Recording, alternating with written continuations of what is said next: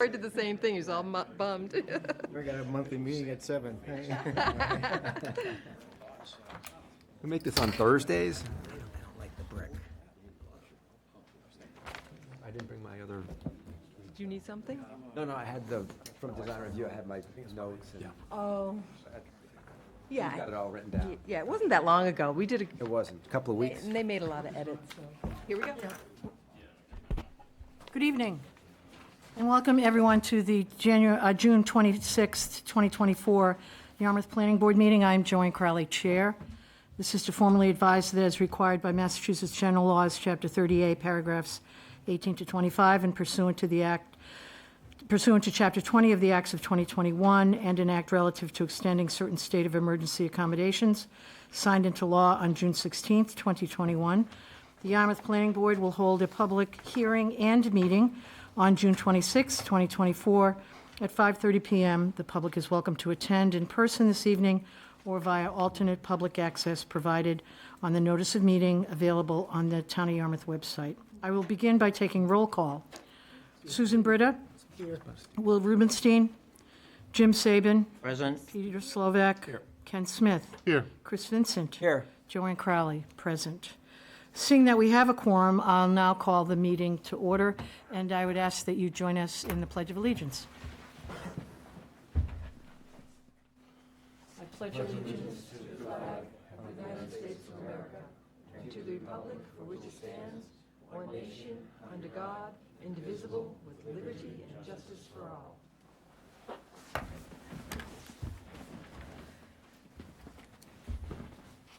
First item on our agenda this evening is the public hearing with regard to road application 2024-1. I would now like to open this public hearing of the Planning Board regarding the application by A+ Real Estate LLC, Ahmad Zaran, for a revitalization overlay architectural district road project for redevelopment of a 1.88 acre parcel on Route 228, Route 28, West Yarmouth, Mass. Assessor map 37, parcel 148. I note the time as 5:35. The following will be the protocol for public hearings that we generally follow. I'll first read into the public record the public hearing notice that was published in the Cape Cod Times on June 11th and June 18th and mailed to abutters on June 13th. It's published in the Cape Cod Times.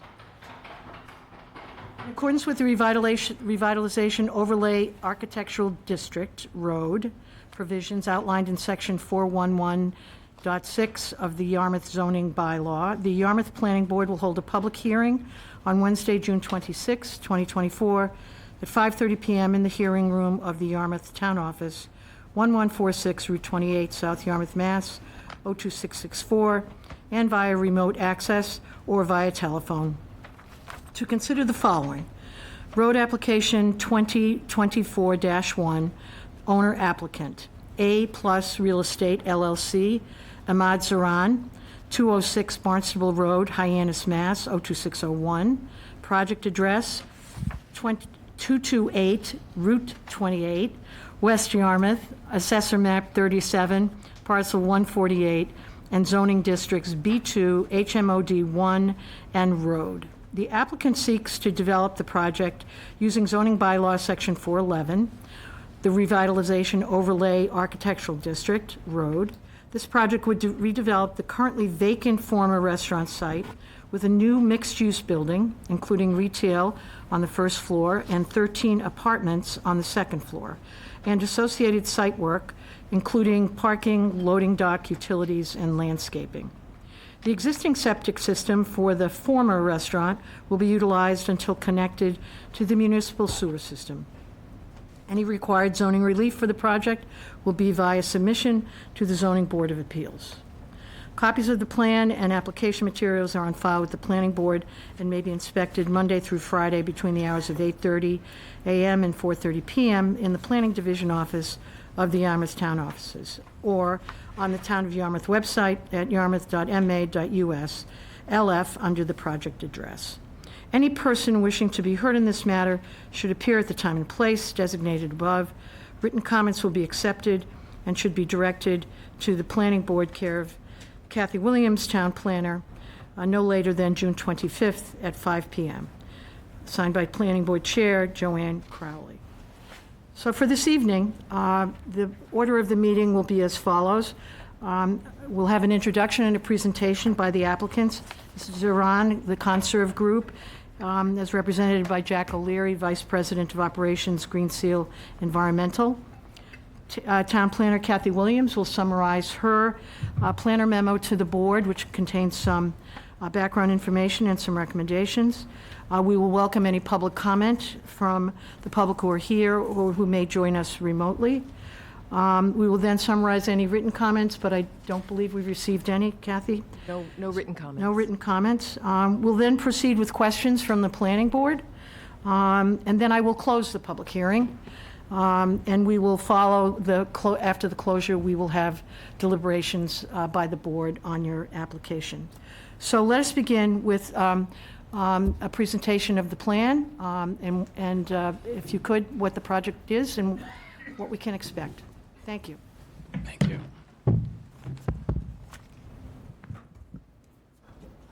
Mic on, test.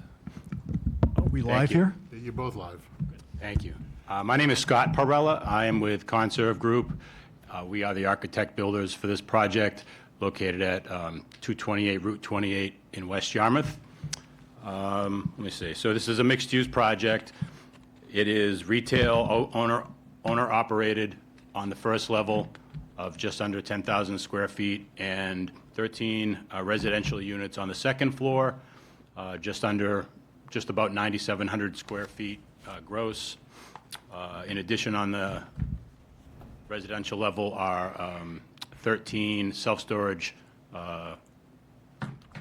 lockers, if you will, or units of different sizes. Let me see.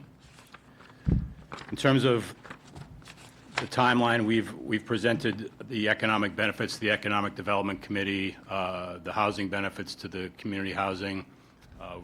We have received support on both those fronts. I'm happy to go into depth on any topic related to the economic benefits, or I can just continue forward and we can start to get into the actual materials submitted with the road application. If that would be preferred, it's really, how would you like us to proceed? Yeah, I would proceed with the actual application, what the project is, what it looks like, and what you're proposing. Very good. So let me see. So this view here shows on the top the south elevation, which would be on Route 28, which would be sort of like the left side of the top image. And then that right side of the top image would be east, overlooking what would be the Giardino's restaurant to the right if you're looking from the south at the building. And then the next image down is the render with Route 28 on sort of the right half of that image, and then the left half being the west view. And the west view is where the retail access would be primarily processed through.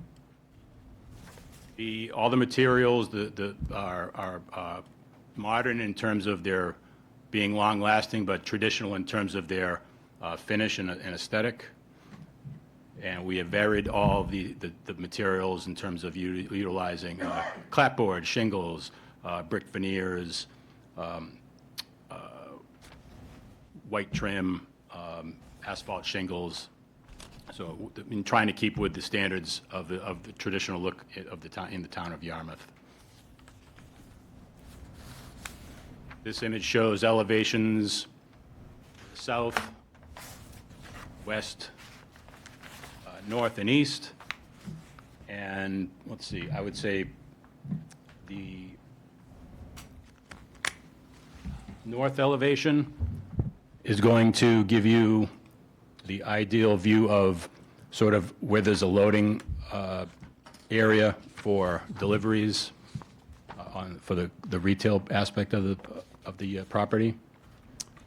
There's also, just to the right of that vehicle, you can see access for residential. The bottommost image or elevation shows the east, where there's secondary access into the retail as well as a secondary access into the residential.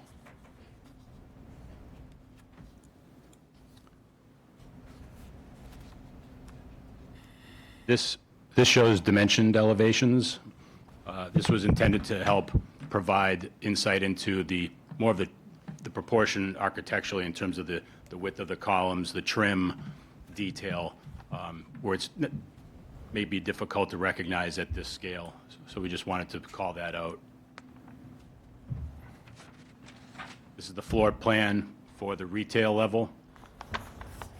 Again, on the west is where most of the parking and traffic in terms of entering the facility will be.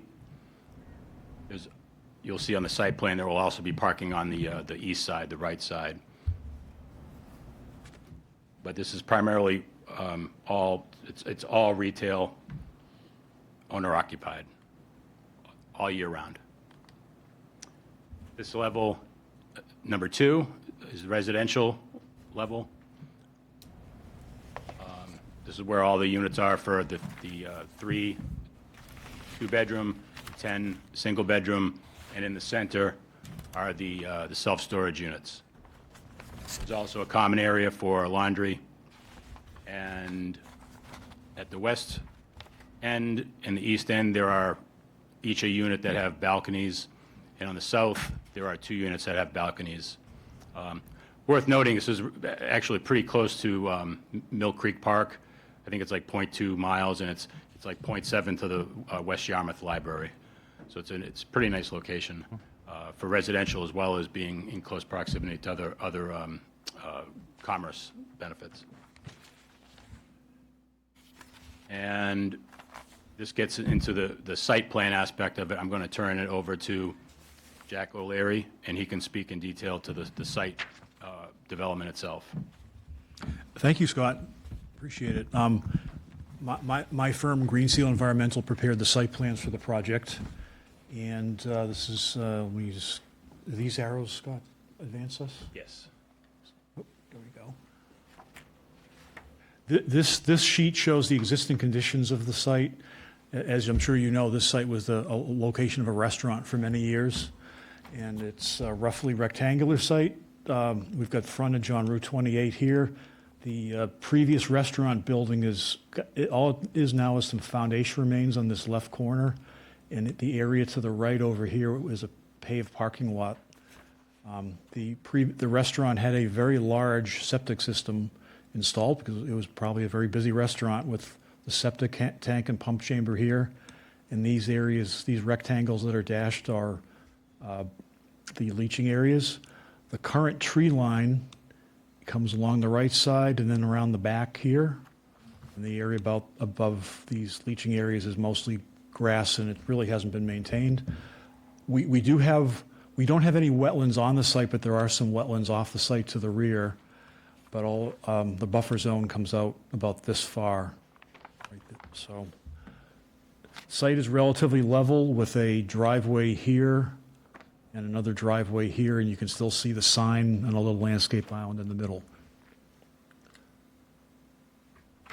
This is just the erosion control plan, pretty simple. We surround our work with an erosion control barrier to make sure we don't get any erosion towards the wetlands, to the highway, or to any of our neighbors. We are proposing construction entrances to avoid tracking dirt into the highway is the usual practice. This is the proposed layout of the site. Kind of a complicated drawing, but we try to put in things like zoning compliance. We've got a table here. The proposed building does more than meet all the required setbacks. We're 32 feet back from the front, which is greater than the 30-foot minimum setback. And then it's roughly middle of the site, side to side, and then we have quite a large setback to the rear. We have 2 new driveways. The first one is more or less where the existing driveway is here on the right side. 2-way driveway that allows circulation around the building. And then on this side, we also have a 2-way driveway that similarly allows vehicles to circulate around the site. Parking is located all around the building, here, and there. We do have some islands in the parking to provide some, break it up and provide some opportunities for landscaping. The business entrance is located right here, and the primary residential access is located here. That corresponds with the plan Scott was showing. The loading dock is back here, and then there's an area here for other trucks to park. And there's a landscape island behind that to further break up all the impervious area. So it's a fairly simple site layout. We get into more of the details of it. This is the utility plan. I'll spare you all the details, but the typical underground utilities are proposed: water, gas, electric. We are proposing to temporarily reuse the existing septic components because the sewer project is projected for a date to be installed. I think the last I checked was 2026 or so, and we're certainly hoping to be in the ground and operating before then. So we've spoken with the Board of Health, and they're okay with us using the existing system. It has far more capacity than we'll actually need for this use. And we are also putting in a sewer manhole in the landscaping here and a sewer force main from the pump station so that when the sewer comes down our street, we can relatively easily tie in, keep some of these components abandoned in the leaching fields, and keep the business working without any interruption for sewer. This is this sheet shows grading, which it's nothing too dramatic. It's generally a flat site. So we grade our site so all the drainage stays inside the site. We can't drain onto the state highway. It's against their rules. The existing situation does drain onto the state highway somewhat. The existing parking lot had one catch basin located here, probably a leaching catch basin, but very small capacity. So undoubtedly during larger storms, that catch basin would overflow onto the state highway. With our new plan, we locate catch basins strategically through the site to capture all of our runoff. We do have trench drains at the driveway, and we have subsurface roof drains as well all around the building. So our plan is to capture as much of the roof runoff as possible and site runoff, put it through water quality structures, and discharge it to a subsurface infiltration system located back here. Soils in the site are suitable for that purpose. It's very sandy soils. And we do have along the frontage a small, almost like a spectacle-looking grading scheme that allows us to provide a rain garden to capture the runoff from the trench drains and infiltrate that and provide water quality improvements as well. This stormwater design has to go through the stormwater permitting process in town, so it's going to be in front of the Conservation Commission who handles that after this process is concluded. We also prepared a landscaping plan. The plant selection was following the guidelines in the bylaw, which require fairly large caliper trees. And we used as a guide, there was I'm sorry, I'm not remembering the name exactly, but there's a group that I think it's called Cape Cod Native Plants that encourages native plant selection and provides a lot of suggestion species. And almost all of these on the plan come from that guidance. There are a few trees along the border of the site that we're going to try and preserve. On the right side, probably a lot of these are actually on our neighbor's property. On the left side, we've got a few here. And then we're going to augment that with new plantings to provide buffers per the bylaw along the entire length of the paving on each side here. We are going to provide some pretty intensive plantings in front of the rain garden here and also in the landscaped areas along the building face to dress that up. And we have a tough time providing a lot of landscaping back here because we don't want to be putting trees on top of our leaching fields, but we managed to cram a few in here and here. And this area back here would generally be loamed and seeded, a lawn area, which hopefully will be an amenity for the residents. Again, with the conservation restriction, we're keeping all that activity outside the buffer zone and leaving the woods in a natural state. This will have an irrigation system to make sure it's viable for the first few years. That plan shows, I'm sorry, I'm ahead of myself here, behind myself. This is the proposed lighting plan. The bylaw has some fairly restrictive requirements as far as light trespass. So we were engaged with the lighting supplier to produce a photometric plan. And we have a handful of lights around the periphery, pole-mounted lights. They're LED lights with all the modern features, so they go off at night, and they have photo cells and that sort of thing. There are some building lights included as well that illuminate the area around the building. And the lighting program is going to have to be worked out to provide sufficient security lighting for the residents at night, but it's, with modern lighting, it's so easy to do that. It's great. This is the traffic circulation plans for the site. We do have full two-way driveways, so it's really never a question that we can accommodate fire trucks and delivery trucks, but we did go through the exercise. This one on the left shows how a tractor trailer can access the site. We've got a dedicated turn extension on the paving here so the tractor trailer can pull in, back right up to that loading dock, make its delivery, and then can come back out that way. Fire department asked us to model their fire tower truck, and that is shown right here. Can come right around the building, no problem at all. And this is just for to make sure that we can accommodate any truck that somebody sends a delivery on. This is the big WB62 tractor trailer, and it can make that turn as well. That's really about it for the site stuff. We have a whole lot of construction details. We did prepare a sign detail that we believe meets the bylaw right here, and we mimic the roof line of the building, so it kind of fits in, and it's actually modeled on a similar sign we saw down the street, which presumably went through your approval process, and it has the right look. We do have a dumpster located in the back, and it's fully enclosed with a wooden fenced enclosure. It would be painted or stained to match the building, and maybe some finials or other details to make it look good, better. Though it is going to be back and basically invisible from passing traffic, so it doesn't have to look that good. And then I'll spare you the details, as it were, of all the details, but these show stormwater installation things and that sort of thing. So that's it for the site plan. Thank you. If I can answer any questions, we'll be happy to. Chair, I have one question. Would you just mind backing up on the site plan? Just show me where the dumpster site is on the plan. I just, Yeah. as I've glanced through, I didn't see it. Yeah, I kind of skipped over that, sorry. That's okay. The dumpster is that right there. And is that dumpster plan for both commercial and residential use? Yes, and recycling too, yeah. It's 12 by 12, and that's usually big enough for that sort of thing. Though there is room here if for some reason more room was needed, something could be put in there and it would still match it. Sure, As long as we're on that site, where is the stop sign? I'm sorry, the stop Where sign? is the stop sign, right? The stop signs are at each exit of each driveway, there and there.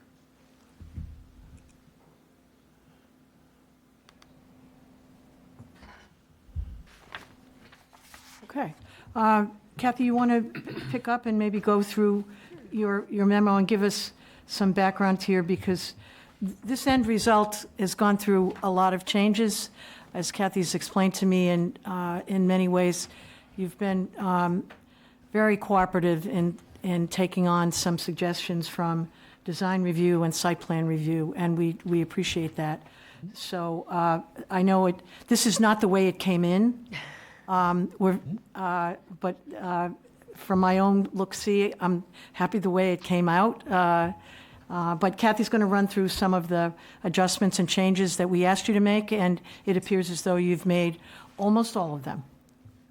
Yeah, I do want to compliment the applicant. They've been very open to suggestions, and I think we've come a long way, and I think the building and the site layout all are very, very good. So thank you for all of your hard work. I do want to emphasize that, mixed use is something that is desirable to the town of Yarmouth because we want to keep the commercial corridor going with the retail on the first floor, but we also have a housing issue. So having the 13 rental units on the second floor is top of shop housing is very desirable for the town. So they're developing under the road bylaw. We've had some familiarity with that fairly recently. But what you're looking for are some specific criteria in your evaluation, and it's substantial adherence to the Yarmouth Architectural and Site Design Standards. We can talk about that a little bit more detail, but it's not mandatory, it's substantial. There's also a bunch of different review criteria within the road bylaw itself, 411. A lot of it has to do with just making sure that you are meeting the site plan review objectives, which are the circulation, egress, and traffic safety, reasonable measures to reduce parking visibility from public ways. We have it on the side and the rear, adequate fire service and equipment access. This will be a sprinkled building as well.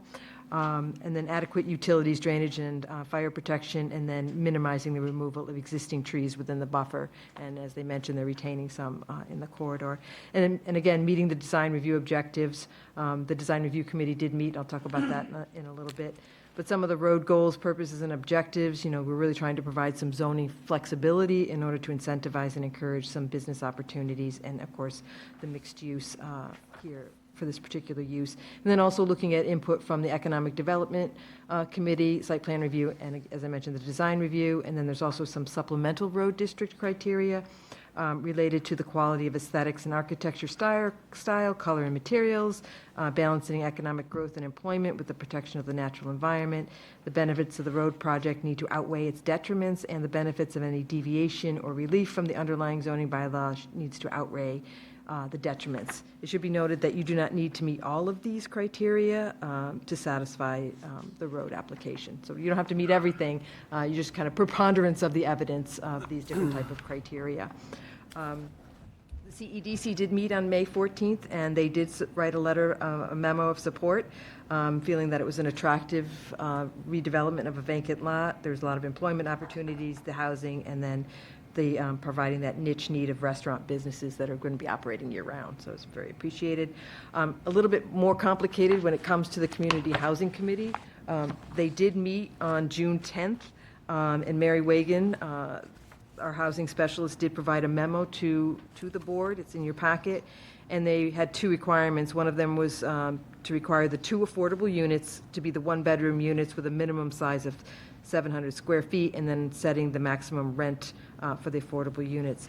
Subsequent to that, it looks like none of the particular units are meeting the minimum of 700 square feet according to the housing standards. So they are going to have to go back to the housing committee, and they're going to take another look at it and make a different recommendation. Because they're going back to the housing committee and looking for a different recommendation, I don't think we should be having any conditions within ours that might conflict with what the housing committee is recommending. So you'll see I had handed out a little modified, and we'll talk about it in a little bit, a modified suggested motion. They did go through the design review committee, and I go into rather a lot of detail with regard to the few remaining comments that they had, and that how you had gone through and actually, I think, met them all adequately, in my opinion. And then they had gotten down, so really the only bylaw relief they're going to be looking for is the use of A12 multifamily on the use table 202.5. And we just need to be sure that no more than 50% of the total building floor area is used for residential. So I think that they have come a long way. They've done a great job. They've been very responsive.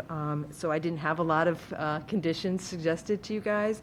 It was really just to make sure that the existing trees that are retained and protected during construction are actually on that C2 demolition and erosion control plan. We've run into a lot of situations lately where they've been clear cutting the entire lot and not keeping those buffer trees because it's not clearly shown on the erosion and demo plan. And then just providing the 2 affordable units, period. Just leave it at that so it doesn't get lost. And then also one of the things that you need to do in your decision is what are some of the findings that the board used to support any type of approval that you would give. And there's a little summary there in the last table there, our last page, identifying, obviously the economic benefits, that the Design Review Committee and the Planning Board feel that they're substantially adhering to the architectural and site design standards. Hopefully you feel that way. And improving the aesthetics of the commercial corridor by using Cape Cod-style architecture and traditional-looking materials and muted colors. The mixed use promotes an attractive and viable commercial district while providing much-needed rental housing. The parking is located to the side and rear of and landscape to reduce the visibility. It better defines the curb cuts and allows for more landscape buffer along Route 28. It provides for that fire access, internal circulation, egress, and then the sprinkler system for fire protection. They have utilities and drainage, provide a nice functional service for the site and the structure. The project work limits are outside the wetland resources, so that's nice, outside the floodplains or the drinking water recharge area. And the benefits of the project outweigh the detriments resulting from the requested relief, which, as I mentioned, is just the multi-family use. Provide a much-needed rental housing, 2 of which will be affordable and has a higher design standard. So it kind of exceeds the relief that you would be providing through special permit. So that's kind of Okay. And we had no no written comments. no written, and I don't see anyone. Lost people. No, is there anybody there? Some people came in and then they left. Oh, I they don't were, know who- they look like students in the wrong place. And it was for their political science class, maybe, or something, civics class. Hopefully that's coming back sometime soon to high schools. Anyway, so questions from the planning board. Who would like to start? Want to have any? I'll start. Questions? Thank you, Peter. Storage units for residents only? It's in the residential space, so that's the assumption.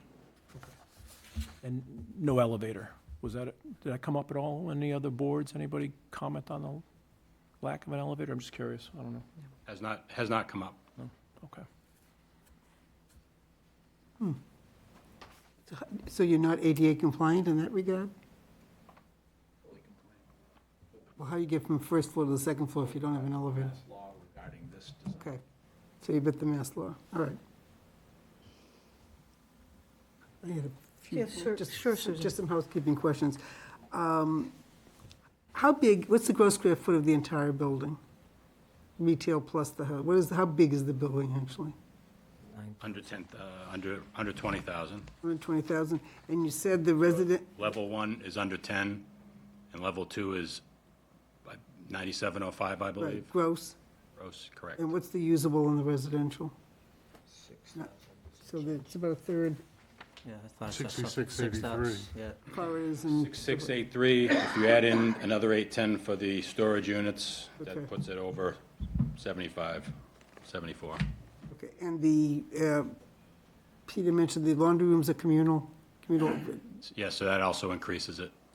okay. The employment numbers for the Economic Development Committee, what did you anticipate for employment? I believe, off the top of my head, we're thinking it was around 8 to 12 full-time equivalents. So again, it's owner-operated, it's year-round enterprise. 5 days a week open, 6 days a week, The current location in Hyannis operates 7 days a week. 7 days a week? So you anticipate the same work schedule? I would anticipate that, correct. Okay. The trees, have those all been discussed with the Conservation Commission? The selection of the trees, I know that we had an issue with that at one of the last one, right? They did not commented on the site plan review. So they must be okay with the selection of the trees? I'm assuming so, because they didn't They didn't comment. Okay. And the parking. Is it going to be assigned parking or just park where there's an open spot? The intention is not to assign spots. Just have them park wherever they, The way the site is laid out, the probability is in line with where the access is. okay. Here for residential, right and left. In the retail parking and the residential parking, it's all parking regardless of, Correct, it's all parking. okay, so there's no segmentation of retail, in other words, don't park over there because that's someone's residential parking spot. That is correct. The logic behind that is even if Leave it you, open. even if you do, adherence to that is, then becomes managing a compliance challenge. So, but the way the layout is done, number one, it's, when we say retail, I mean, this is not high-volume retail, it's very much wholesale and retail, and where the access is in the building itself, it aligns with where the parking is on the west side for the business traffic. Okay. And the loading dock is in the north side of the building, is Correct. that correct? There's not going to be a problem with deliveries at night? Because although, I notice you don't have any of the residential units on that side of the building, but I'm thinking about noise and things like that. It's a great question. So this came up at Community Housing and Economic Development. The nature of the business, its suppliers are food service suppliers predominantly. And the way their deliveries are structured, it's typically between like the 8 a.m. to 4 p.m. window. Companies like Cisco, for example, they tend not to, as a rule, they don't operate on weekends. As a rule, they don't operate outside of a 40-hour work week to manage their overtime costs, if you will. So the window is really between that, like 8 to 4 in terms of deliveries. And my understanding, based upon history of the business, we're not talking daily deliveries. Usually it's, 1, 2 a week. How large are the trucks? If you use Cisco as an example, They're pretty large. they can be. Part of what the business value is that they're bringing to this location is to be able to buy in lots, in drops, that will not only service retail, but allow local restaurants, even that operate all year, to be able to get goods when these independent restaurants don't have the demand to have a full order placed. That said, I mean, during the summer months, I would anticipate, it could be an 18-wheeler. And as the site plan illustrates, it's set up to support that. In my experience with that business, they're not typically the largest 18-wheelers unless you have huge orders coming in. Well, we have seen big, I'm just concerned about Route 28 in the summer turning left onto the site. I'm very familiar with Cisco in that I was the planning board chair when they built it in my town, and they don't have over-the-road trucks, the big ones. They're all the ones with the small cabs. So they're the ones that we modeled on the left here, the WB50. The smaller 18-wheelers are not the big giant ones. Well, the big ones are here, because I see them every Yeah. day. We know that, so we accommodated it just in case. But Cisco is a local delivery company. They deliver from my town in southeastern Mass and Boston and Cape Cod, so they're not over-the-road truckers. Okay, just Route 28 in the summer, turning left onto the site.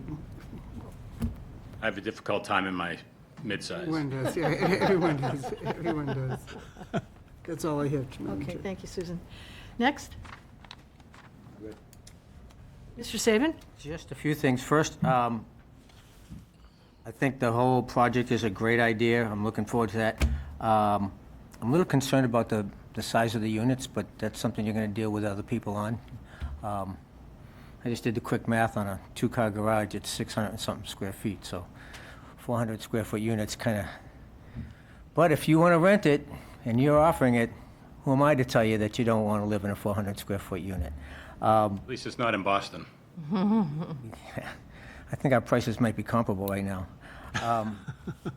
The only other thing, so when we put the road bylaw together 1,000,000 years ago, the first road up until, seems like I get back on the planning board, and all of a sudden road bylaw comes up every time. But the Shields MRI building was the first and actually probably the only until the gas station that we've had before us.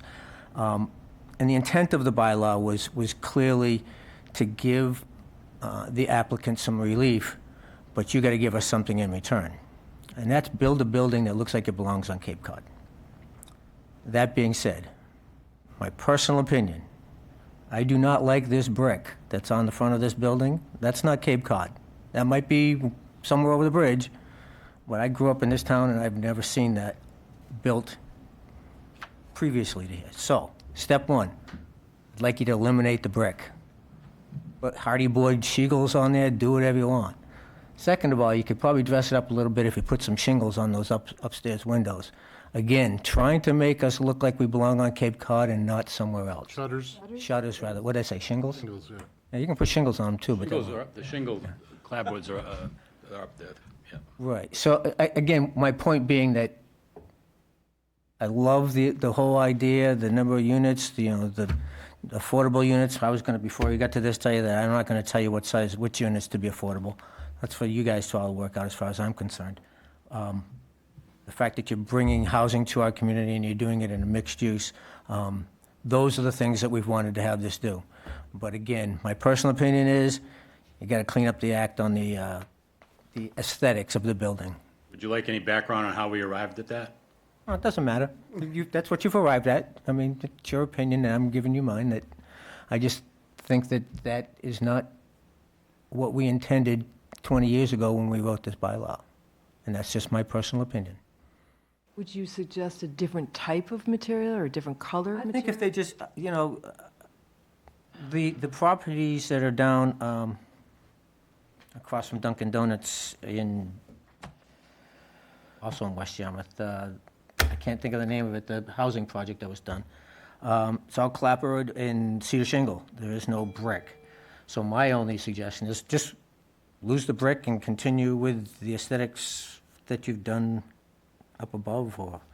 So that runs Again, counter. that's my personal opinion. So that runs counter to one of the design aesthetics that we're trying to adhere to, which has to do with the fact that we have a building that's 32 feet high, roughly, and trying to make the elevation look as though it's not quite so tall. So based upon what you're saying, I interpret that as not only different material, but the color difference can help achieve that as well, right? Would that be You fair? could do a material that matches up above, but is a different color, does the same thing.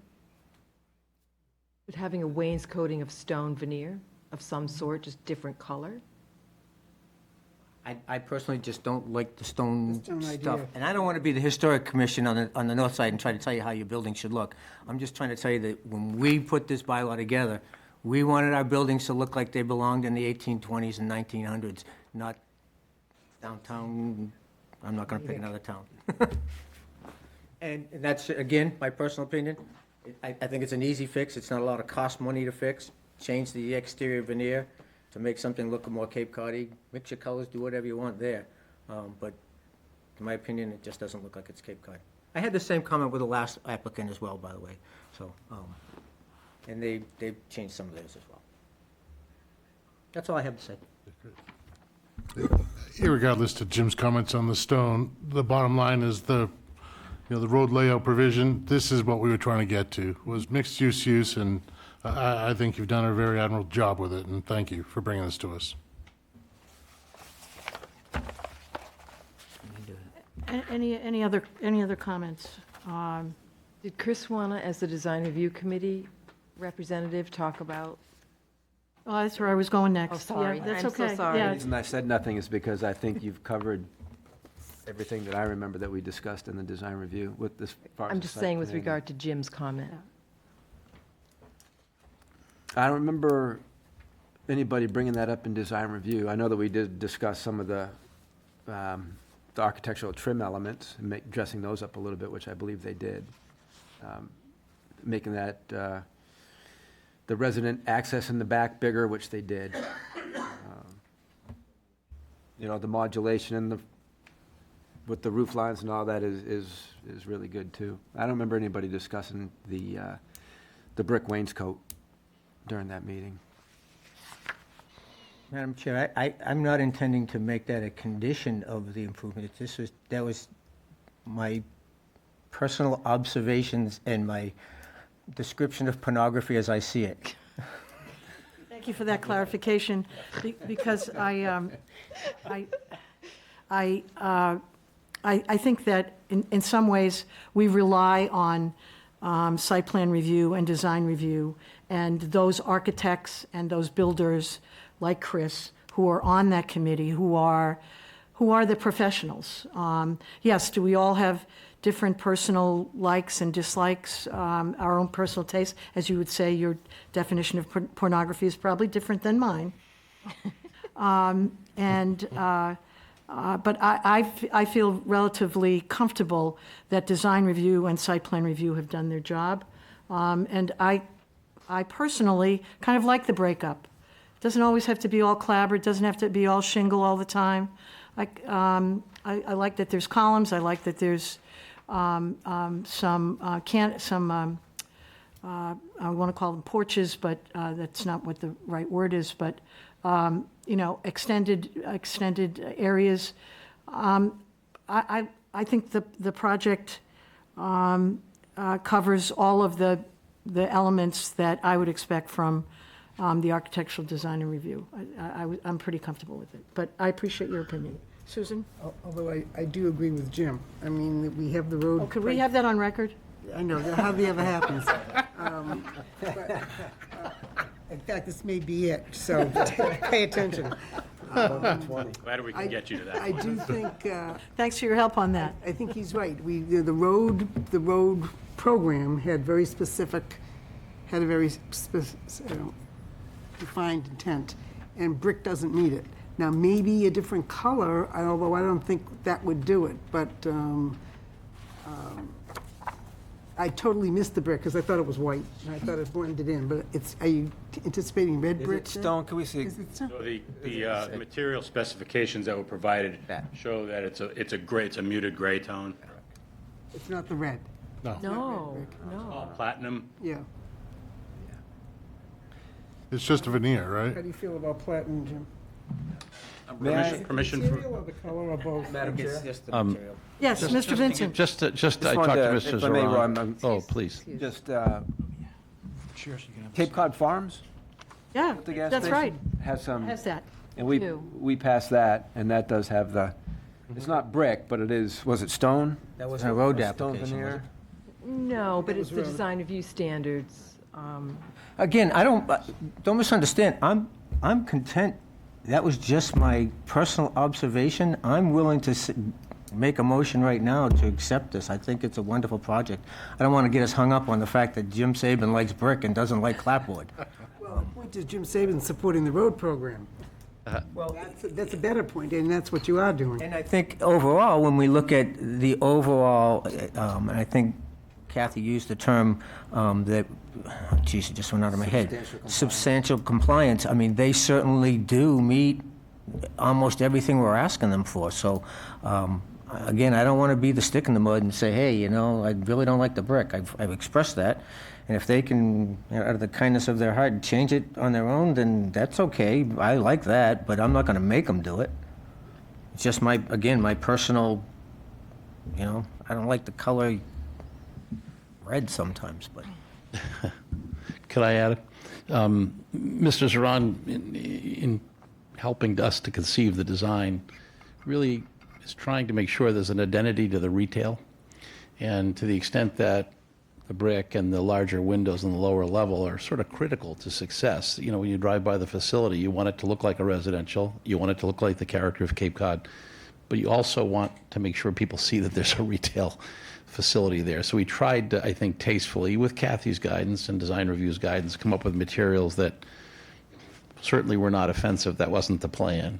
It was intended to blend with other projects. So I think that's why you see what you see. But thank you. I think the comments are appreciated, but we'll take it under consideration. Several architects worked on this, so none of them are here.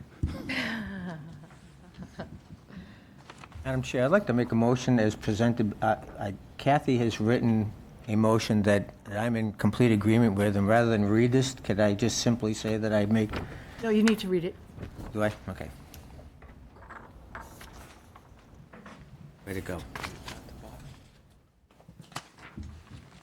Yeah, you have it. This is the right one. Yeah, you got Let's see. Motion would be Bottom.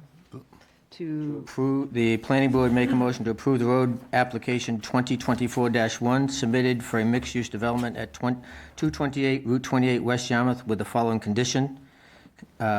Condition 2, existing trees are to be retained and protected during construction and shall be identified in C2 demolition and erosion control plan, and that 2 affordable units be provided. I would like not to second the motion because we haven't closed the hearing. Oh, I'm sorry. you can do it within the hearings, totally. Can do it up to within the hearing, Kath? Okay, I take it back. I'll second his motion. Second the motion. Any discussion? Let's take a vote. Great. Mr. Saban? Aye. Mr. Vincent? Aye. Ms. Britta? Aye. Mr. Slovak? Aye. Mr. Smith? Aye. And the chair says aye as well. Thank you. Thank you very much. Gentlemen. Thanks for your time. Very much. Appreciate your time. Time. Thank you. Thank you, Jim. Thank you for all the hard work. This is a printout. No, I don't need anything more. No more paper. All it says These is. are trees on the site that you stone. killed? That's all it says. Probably from Old Main Street that have been, Not clearing as many. Yeah, but they've you followed it. taking It's a ribbon brick down or Old Main stone. Street, we're clearing plenty there. Thank you, gentlemen. Anyway, Thank you very much. Thank you, guys. I'm sure Bill will grab it before it gets Thank too you. far. You. I'll be right out, Just Yeah. slow. That's not within our purview, so. Just sign this? Yeah, please do, if you could. Thank you. so may I have a motion now to close the public hearing on road application 2024-1? So moved. Second. Any discussion? Mr. Saban? Aye. Mr. Vincent? Aye. Ms. Britta? Aye. Mr. Slovak? Mr. Smith? Aye. And the chair, aye. I'll note the time as 6:24. Again, gentlemen, thanks for coming, we appreciate it. Thank you. You Looking don't forward have to to it. sign in. I know you guys. We've seen you Thank before. you. Thank you. Mr. Tardif, Mr. Davenport, please join us. So glad to not be here talking about road. I didn't think about that. That was your favorite Yeah, that's right. I almost forgot about that. That's Ah, right. There you go. Yeah.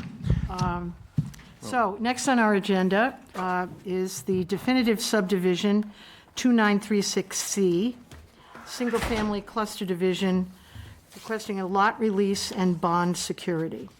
In our packets this evening, we have a request for a lot release from the covenant for all 14 lots for definitive subdivision 2936C, located off Route 6A in Yarmouthport, and providing security in the form of a bond to ensure completion of the subdivision. Attorney Paul Tardif, on behalf of Davenport Companies, represented by Christian Davenport, has requested the release on all 14 lots in definitive subdivision 2936C from the covenant associated with our approval of this subdivision of land. They are proposing to replace the covenant with a bond. The Yarmouth rules and regulations governing the subdivision of land allow for this, which would be deposited with the town treasurer. Welcome, Mr. Tardif and Mr. Davenport. Madam Chair? Yes, Before we go in with the applicant, I need to Going- recuse myself from this vote. here we go. I'll note that Mr. Smith has left the meeting at 6:25. You know, he doesn't have to leave. As long as he doesn't participate, he can sit and listen. It's just good They form. did, Yeah, they did the easier. It's just, he could sit here. I mean, that's, you can sit he here. can? Absolutely. He participate. just Yeah, can't it's participate. Fine. He's gone. That the, For the anyway, future. I'll share with you what happened Yeah. last night. Okay, Mr. Tardif. Thank you. You've pretty much summed it up. Yeah. We, as you know, the Davenport companies were here about, it's been a year and a half already. Is that right? It's been a year and a half. We've done some clearing up there, and the lots are about to go in. The construction's going to begin. We want to release those lots so we can do them all at once, obviously for efficiency. So we're asking for the lot release, and I know Christian's been working with Kathy on trying to get that bond in place. First of all, finding out what it's going to be, how much we're going to talk about. And I think they've pretty much landed on a number there that's in your memo, so, and I know that Christian's working on that right now, so we'd be asking for the lot release approval by this board, conditioned on us providing the bond and entering into another agreement with Ms. Williams if possible. So that's really all we're trying to do tonight. Okay. Yeah. And Kathy, do you want to add anything to that? The only thing that I would Memo. add is, in addition to the covenant, there was an agreement, and the agreement specifically states that the applicant will not apply for a building permit for any lots shown on the applicant's plan until the subdivision road is constructed. So when we release the lots from the covenant, we'll release all 14 lots from the covenant, and then we'll release all 14 lots from that item in the agreement. We cannot release them from the entire agreement because there are conditions at the bottom that they have not completed yet, because they're kind of stuff that would happen near the end of construction. So I just want to make sure that that doesn't snag you up. So we'll just, when we do the lot release, it'll have that little extra couple sentences, and I can run it by you, Paul, to make sure that, so that won't snag anybody up. That's the only unusual thing. Any board questions while we have them here? Can we ask a question about something other than the covenant? I suppose we can. How's it going? Getting there. Load of pipes showing up, actually should have been in there today or tomorrow, start putting in the water main. So it's good. We had a little road profile adjustment that took us a little time to work out, which in the long run, making that little adjustment is going to make the lots a little bit nicer. No walkouts. It'll be really nice. Yeah. It was quite a clearing It is, process. yes. Bill's over there. Yeah. I would just clarify on that, this isn't something that came before the planning board, but they had a little extra fill, so they worked with engineering and myself and Brittany, Di Rienzo and conservation, because they wanted to raise the elevation of the side cul-de-sac a little bit. It worked out great. It doesn't change the drainage. We looked at it. They did some sketches. So that was something that we were just going to have addressed during their as-built drawings, so they don't have a bunch of fill that they need to Yep. get rid of. Okay. And there's less slope on the road. It still meets all of the rules and regulations. Okay. So the motion that you've offered, Kathy, hasn't changed? Correct. In any way? Okay. So, moving right ahead, may I have a motion to approve the release of lots 1 through 14 for definitive subdivision 2936C, subject to the execution of the agreement for a subdivision security in the form of a bond, and receipt of the bond in the amount of $1,405,318 in a form approved by town council. So moved. Second. Any discussion? Mr. Saban? Aye. Mr. Vincent? Aye. Ms. Britta? Aye. Mr. Slovak? Aye. Mr. Smith has recused himself. And me. Joanne, yes. Thank you. Great, All thank you good. very much. Thank you. Good luck with Appreciate it. Thanks. There was some additional information that we needed in the agreement that you were going to fill out. So once you get that to me and the bond and stuff, then we'll actually do the execution. Sure, and I've already taken a look at the initial agreement. It looks pretty standard. I think it's given us 2 years, so that's more than enough. There was just the name and the corp, there was some stuff at the beginning I didn't know how to fill in. All right, so- we'll help you with that. Okay, Sure. awesome. Great, Thank you. Thanks, gentlemen. You could send Ken back in.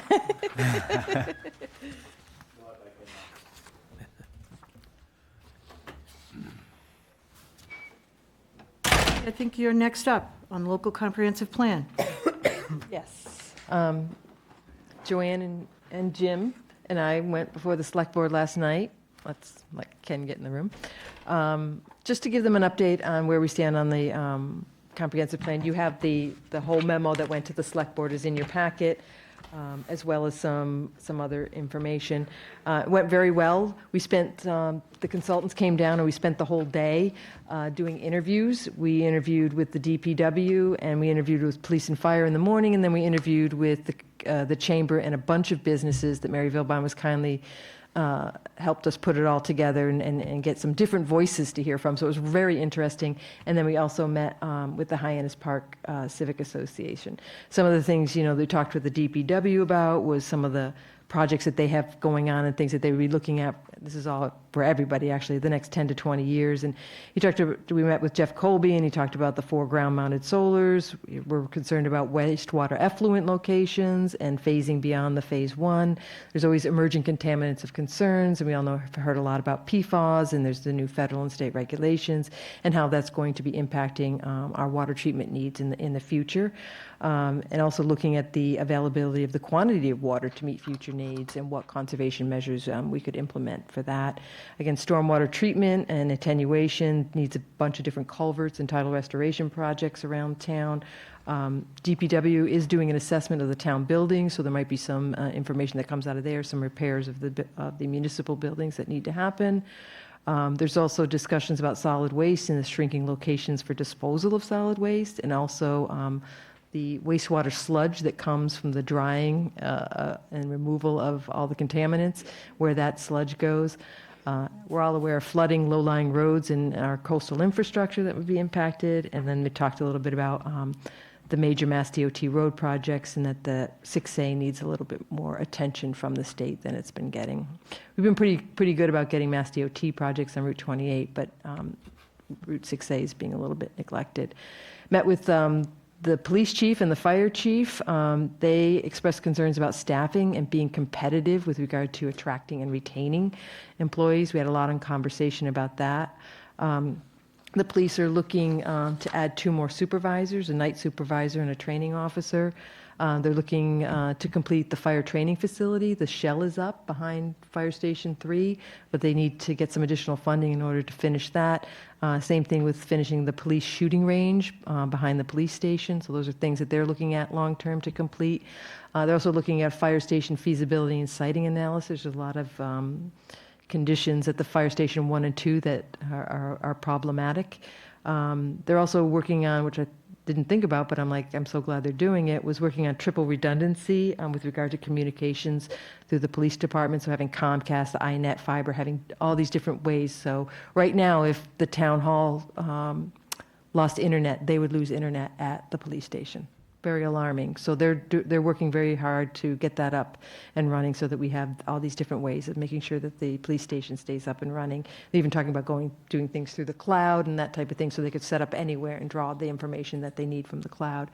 They're also looking at reviewing the school emergency preparedness now that we have 3 schools that are all in one very small congregated area on one 2-lane road. So looking at that. And then they still have concerns about flooding as well, but that's with getting access to our residents during an emergency if there's flooding conditions. Meeting with the chamber and the businesses, like I said, it was really interesting. It was nice to meet a bunch of different business owners that I hadn't met before and kind of hear some of their thoughts. I feel like maybe we should probably be doing that on a more regular basis to kind of get more input from the business community. They commented that aesthetics, of course, play a major role for business success, and that includes what our beaches look like. They were looking for more things for people to do, entertainment, arts, maybe the symphony. We talked about public art, more diverse events, maybe having some type of wedding week in October, and things for basically all ages and all seasons, but expanding, obviously, our shoulder seasons, which we've been talking about for a long time. And we talked a lot about the seasonality of the business climate, and it almost feels like there's 2 different Cape Cods. There's the summer Cape Cod, where all of our residents kind of hide, and then when the summer residents go away, they see their customers coming back. It was kind of interesting to see that kind of go back and forth that way. Obviously, traffic impacts, they're concerned about that for deliveries, but also with the wastewater construction and how that's going to be impacting them, because that's going to be going on for a little while. Very interested that our whole Mid-Cape location is a big advantage for us, and taking advantage of that. But they did note some interesting kind of changes in the way people do things, kind of like Cape-wide, how the type of visitor is changing, and they're finding that they have less repeat customers, which was interesting. And then they're not necessarily having a new crowd coming to replace those repeat customers that aren't coming back. What they're finding is that people, for the same kind of amount of money, they can go to different vacation venues. Someone had mentioned to them, like, going to France for a week with their family was going to cost almost the same as coming to Cape Cod for the weekend and having different, more diverse things. So it's a kind of a case of what can you get for the bang for your buck, and making sure that we stay competitive and attractive in the long term. We did talk about the pandemic, and what are some of the good things that came out of the pandemic for them, and it was really kind of like, it really helped them to improve their efficiencies and kind of lower their overhead, because they kind of fine-tuned their systems, so that was a benefit for them. We also went into all the problems that came out of COVID, but that was a positive that came out of it. We talked about employees, the fact that they're not able to buy homes, and renting is now their majority versus in the past, a lot of their full-time employees were able to buy homes. And they did talk about the need for even more seasonal housing opportunities beyond what we have in place right now. They also talked about younger people, that we don't not really seeing the less than 18 people, because there's a whole bunch of state laws that you can't touch alcohol, so it's really hard to work in the restaurant. It's really hard to work some other places, even in a convenience store that sells alcohol. And then really, the college kids they're looking for those like more attractive internships or higher tech type work versus working in the summer. So the whole been a bit of a societal change with regard to that. I think we kind of all knew that the college kids aren't coming like they used to, because it seems like they have some different opportunities available to them. There were some people who expressed some difficulty working with the town, and then noting that maybe it's not always the town, but it is, the Mass has very strict building codes that our job is to enforce those. So it kind of looks like it's the towns making these rules when we're just the ones that have been required to enforce it. So they just identified that, the path to make some things happen is very long and expensive and can be difficult.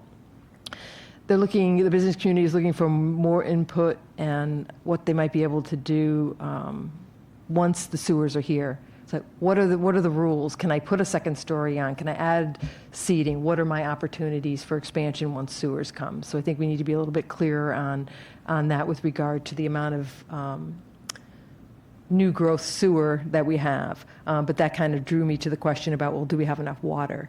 So that was something that we need to make sure that we have both of them. And they were looking for the town to be progressive in its thinking and collaborate more on ideas, and we kind of just need to change with the times. So that was interesting. We also had a very good meeting with the Hyannis Park Civic Association. In your packet, they did a great, rather detailed memo that identified some of the concerns in their neighborhood, but I think a lot of them actually apply throughout the town, where you get near the coast. And I kind of summarized some of the concerns that they had to do with stormwater, coastal resiliency, invasive species, also looking at planning strategies and more regulations for wetlands. They're concerned about, obviously, Lewis Bay, the water quality, channelizing, algae blooms. They're also concerned about the ferries and the wakes actually causing more soil erosion on their beaches than storms.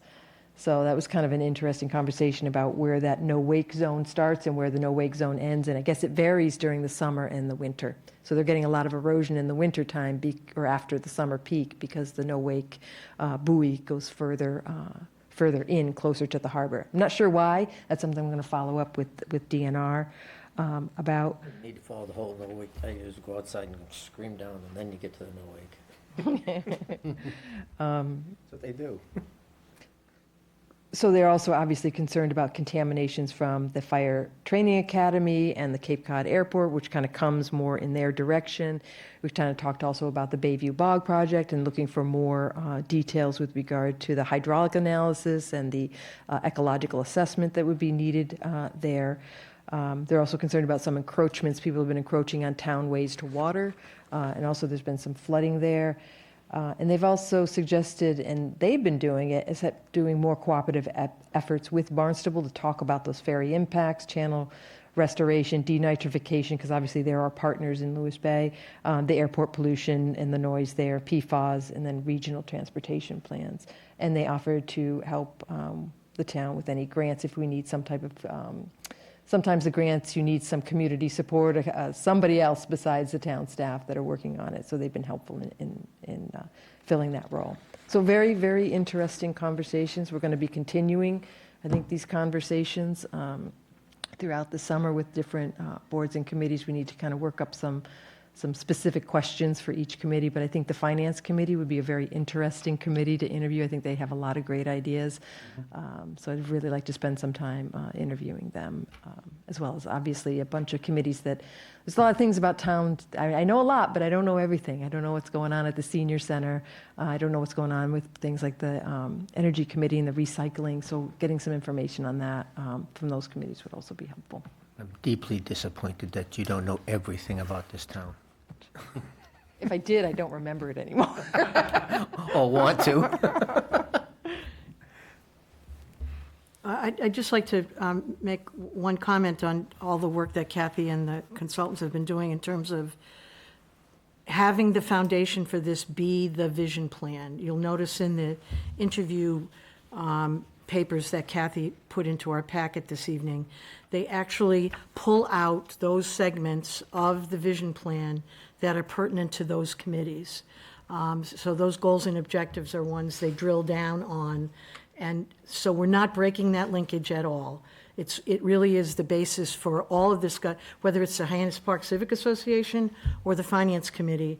We're going back and chunking out, if you will, those elements of the vision plan that most relate to those committees. And it just will make it so helpful in terms of when we try to pull all this together somehow in the end. I think it's just an awful lot of pre-work was done by Kathy and the consultants on organizing just the organization of the interviews, no less conducting them, but just organizing them in a thoughtful and deliberative way, I thought was really great. I'm sorry I couldn't attend any of them yesterday, but just looking at the work you had done, Kathy, thank you. I think that sets a great foundation for going forward. So thank you. I did forget one other thing is BSC Group has put together their hub. It's their webpage for us. The link is in the it's in the LCP materials. I would suggest that everyone kind of go in, take a look, grub around. I haven't had a full chance to do that. But maybe there's some things you're like, oh, well, maybe we should add this in the economy section, or maybe we should add this. We're kind of trying to get some background information, so if people want to drill down a little bit more, they can kind of look at all these different studies, in addition to ultimately, using it for some type of public input. But right now, we're just kind of working on what's the background information people might be interested in. So take a look at it, let me know your thoughts, and if you think certain things should be added, that'd be great. I mean, Kathy, Madam Chair, I think, Kathy, one of the most important things you touched on was, setting a plan in place now as the town's finally taking steps to put, town sewage in, to setting a path forward that makes sense for the town for appropriate growth. I worked at one point in my career up in North County, New Hampshire, and I worked up there when I was in college before sewage, and then worked up there, after college, after they put sewage in. And if you saw North Conway from pre-sewage to after sewage, the amount of growth in a very small area, and now they're trying to put the genie back in the bottle up there, it isn't the appropriate plan. So certainly that's one thing you touched on that I, think, from a planning standpoint, we ought to take a good hard look at it. Well, one major piece of this is establishing a growth policy. That's right. Yeah, a big piece of that, and that's a big unknown. That's a big unknown. That's probably our biggest unknown. Madam Chair, can I ask a quick question? So the interviews, is it a cross-section of the community? So you're getting the landscaper and the attorney, or are we just certain segments? How are you picking who you interview? With regard to the businesses, I think we were looking to see if we could have obviously some seasonal as well as some year-round. We did have a contractor on there. We did have someone who was in financial services, in addition to a realtor, which was very helpful.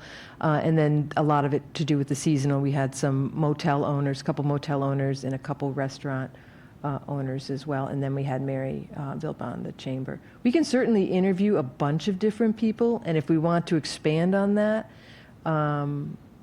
we have the questions for the business community that we worked on. We could certainly talk about having different planning board members go and, if you know somebody, or reach out and say, what do you think about these? And maybe answering some of the questions to get some input. I think I'd just be curious to hear what the retail sector has to say.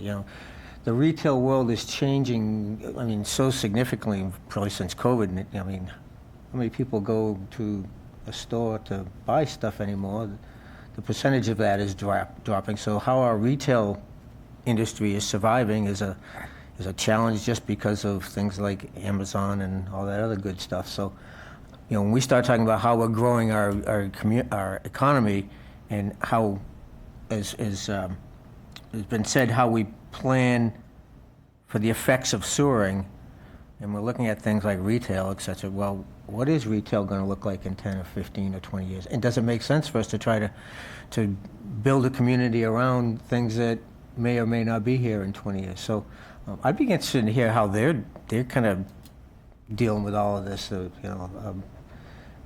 You may have already got some of them on your list. I know a few prominent ones that live in town, so you might. Yeah, if you want to send me a list, that's great. We did have we had some additional people who were supposed to come, but obviously not everyone was able to make it at the last minute. So we did have some retail on there, but we did not have them as part of the discussion, so it would be interesting. And the only other thing is, the last comment was, the timeline that they provided is really a good guide to look at and see how they're doing and where they're going with what they're doing. So I was very impressed. I missed the presentation that they gave to the board. I think I was fighting COVID then, but the presentation last night was spot on. I really enjoyed it, and a lot of good information. So I'm looking forward to getting this done. That's all I have. Okay, moving on to minutes. May I have a motion to accept the meeting minutes of June 5th? So moved. Second. Any discussion? Mr. Saban? I'll say aye. Mr. Vincent? Aye. Ms. Britta? Aye. Mr. Slovak? Aye. Mr. Smith? Aye. The chair, also aye. Any committee updates? I have one, So, Madam right? Chair. Drive-in Site Utilization Committee also got to go to the Board of Selectmen last night. I forgot all about it. You forgot about I us? forgot about it already. It was a monumental experience, I tell you. We went before them for a couple of reasons. The first of all is to get authorization to start selling planks to the boardwalk. And they'll be marketed at $350 for an individual, $450 for a nonprofit, and $550 for a business. There'll be no websites or any of those kind of things on the boards, but I think it's going to be 24 characters or something like that. But anyway, symbols. it's coming out soon, so get your checkbooks ready for that. I know I've said this before, but Kathy has done an amazing job with this. And in case you don't know, they've started to scrape the ground. Saw it. So we're making great progress. The other part of it is the signage and naming of the park. The Drive-In Site Utilization Committee is going to review suggestions and bring back a recommendation to the Board of Selectmen, because they're the ones who ultimately get to name any parks. So put your thinking caps on as far as something to name the park. We're currently using a placeholder of Riverwalk Park, so that's the other big news. But the biggest part of it is that if you were to go over there, it doesn't look like the old drive-in anymore, and that's pretty cool. I would suggest that you guys save some of those chunks of asphalt and sell those off at $25 a piece. I went parking right there. Jim, how many planks are going to be sold, do you know? How many? There's 2,000 approximately total that we could sell, but there's actually 200 that have been included for the contractor to engrave. The idea was to have as many engraved installed to begin with versus in the future having to take them out and then put them back in. As usual, we're a little bit behind on doing that, but maybe we can get more than the 200.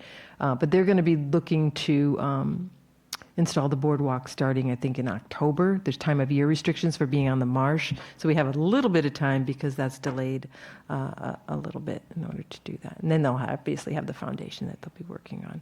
But we're going to, I'm hoping to work up a Survey Monkey, a real quick survey, and then start distributing that for people to fill in their suggestions, why they think it's important, and then we'll hopefully won't have too many to review, but we can, yeah, and then we'll pick the top ones.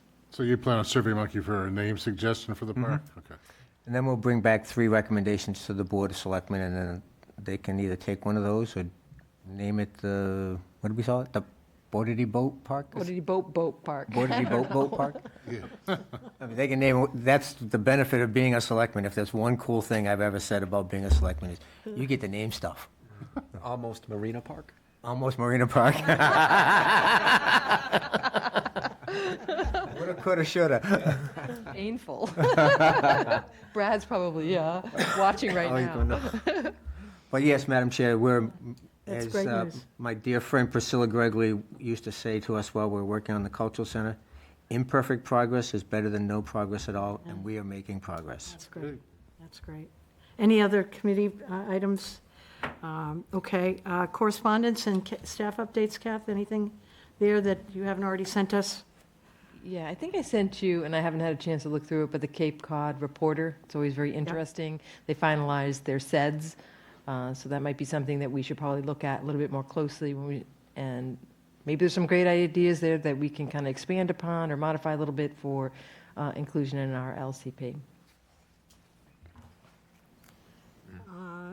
Upcoming meetings, next one will be July 17th, right? Anything else that we need to chat about? Quickly with me, so if that meeting for some reason gets canceled on the 17th, this would be my last meeting as a planning board member after 15 years. So I just Make wanna sure it say- happens, Chris. Come on. It's If not it going to be happens, canceled. if it happens, I'll be there. If not, I'll just say it's been a No. pleasure serving with you all, especially Kathy, because you've worked your fanny off for as long as I've known you. And I received a nice little going away card from somebody. It was anonymous, and whoever sent it to me, I just want to say thank you. Thank you very much. It was very kind. Paul Turner. No, it was the lady that sent it to, she sent them to everyone. Yeah. But she had very nice personal things, I think, to say about Yeah, all of it was us. very that sweet. She was paying What a attention. wonderful way, Very nice. wonderful to do. Yeah, very, very nice. That's So, We will have a meeting. We will have a meeting. Be here. You can have a meeting. We want you there. We want you there. So may I have a motion to adjourn? So moved. Second. Mr. Saban? Aye. Mr. Vincent? Aye. Ms. Britta? Aye. Mr. Slovak? Mr. Smith? Aye. And the chair agrees, aye. Thank you all.